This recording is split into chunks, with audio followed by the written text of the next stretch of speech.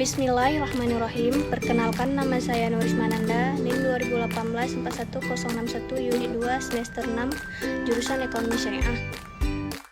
Sebelumnya saya ingin berterima kasih kepada Ibu Asra selaku dosen pembimbing saya pada mata kuliah Investasi ke Lembaga Keuangan Syariah. Jadi pada kesempatan kali ini saya ingin menjelaskan investasi pada obligasi syariah. Pengertian suku menurut Peraturan Bapepam dan LK nomor 13 memberikan definisi suku sebagai efek syariah berupa sertifikat atau bukti kepemilikan yang bernilai sama dan mewakili bagian yang tidak tertentu, tidak terpisah atau tidak terbagi. 1. Aset berwujud tertentu ayan majuddah. 2. Nilai manfaat atau aset berwujud manafiul ayan tertentu baik yang sudah ada maupun yang akan ada. 3. Jasa al-khadamat yang sudah ada maupun yang akan ada. 4. Aset proyek tertentu maujuddah marsyu' muayyan. 5. Kegiatan investasi yang telah ditentukan nasyah istikmarin kalsyah. Fatwa DSN tentang suku. Berdasarkan Fatwa DSN MU nomor 32 DSN 2000 tentang obligasi syariah disebutkan bahwa 1. Obligasi yang tidak dibenarkan menurut syariah adalah obligasi yang bersifat hutang dengan kewajiban membayar berdasarkan bunga. 2. Obligasi yang diberikan menurut syariah adalah obligasi yang berdasarkan prinsip-prinsip syariah.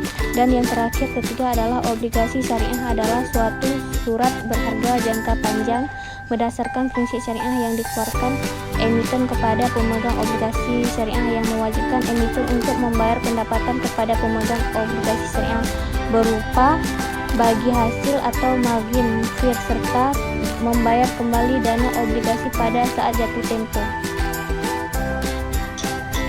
Beberapa fatwa yang dikeluarkan oleh Dewan Syariah Nasional Majelis Ulama Indonesia DSN MUI yang berhubungan dengan suku atau obligasi syariah. 1. Fatwa nomor 32 tentang obligasi syariah. 2. Fatwa nomor 33 tentang obligasi syariah mudharabah. 3. Fatwa nomor 40 tentang pasar modal dan pedoman umum penerapan prinsip syariah di bidang pasar modal. Dan keempat, Fatwa nomor 41 tentang obligasi syariah ijarah. 5. Fatwa nomor 59 tentang obligasi syariah mudharabah konversi. 6. Fatwa nomor 69 tentang surat berharga syariah negara SBSN.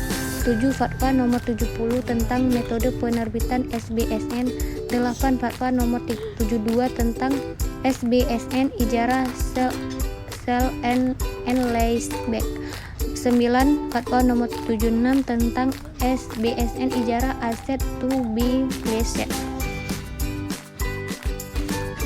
Perbedaan suku dengan obligasi syariah. Beberapa perbedaan antara suku dengan obligasi syariah sebagai berikut. Pertama, obligasi adalah surat berharga berupa persyaratan utang dari penerbit emiten kepada investor obligor. Kedua, suku adalah surat berharga yang diterbitkan berdasarkan prinsip syariah dan mempersertakan kepemilikan investor atas aset yang menjadi dasar penerbitan suku underlying asset.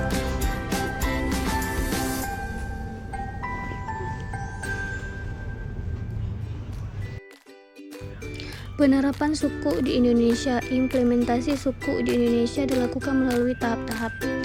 Yang pertama, tahap persiapan di mana perusahaan yang akan go publik melakukan persiapannya. Yang kedua, tahap penerbitan suku yang dilakukan oleh perusahaan penerbit suku untuk suku korporasi, sedangkan suku negara yaitu suku global dilakukan oleh SPFV.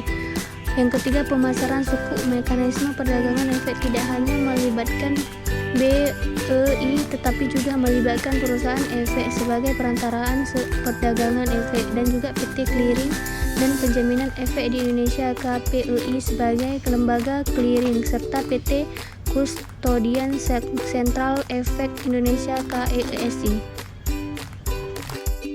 Kesimpulan, suku merupakan salah satu instrumen investasi yang memberikan peluang bagi investor muslim dan non-muslim untuk berinvestasi di Indonesia sehingga suku dapat dimanfaatkan untuk membangun perekonomian bangsa dan menciptakan kesejahteraan masyarakat. Fakta selama ini menunjukkan bahwa pasar akan sangat responsif terhadap penerbitan suku. Hampir semua suku yang diterbitkan diserahkan habis oleh pasar. Bahkan pada beberapa kasus menimbulkan kelebihan permintaan. Adanya persyaratan harus ada underlying aset serta kegiatan atau proses yang di dalamnya sudah berlandaskan sesuai dengan syariah menunjukkan bahwa berinvestasi dengan suku tidak mengkhawatirkan bagi investor yang ingin bertransaksi dengan lembaga keuangan syariah. Suku diterbitkan oleh sebuah perusahaan atau emiten sebagai pengelola dan dibeli investor. Return yang diterima investor dapat berupa bagi hasil, margin, atau free. Apabila suku sudah jatuh tempo, pokok penyertaan akan dikembalikan kepada pemegangnya. Sekian presentasi dari saya, lebih dan kurang saya mohon maaf. Wassalamualaikum